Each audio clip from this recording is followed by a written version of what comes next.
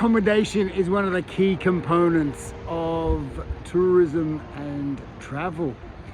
Where people stay is very much a deciding factor in which destination they go to and their overall experience.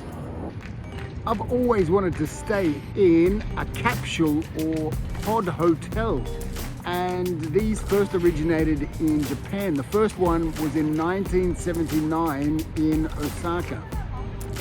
Since then, they've spread around the world in different cities. They're a cheap form of accommodation, often taken up by backpackers.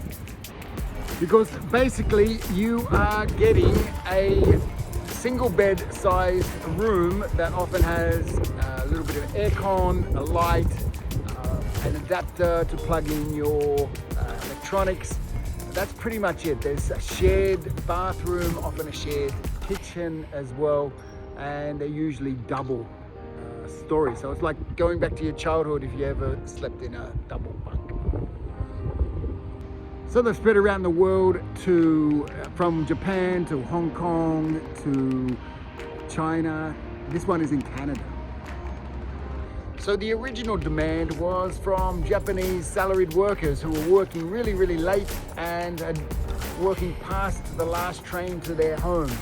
And they therefore stayed nearby their workplace rather than have to go home either super tired after the trains, or if they'd been out on the night and had too much to drink.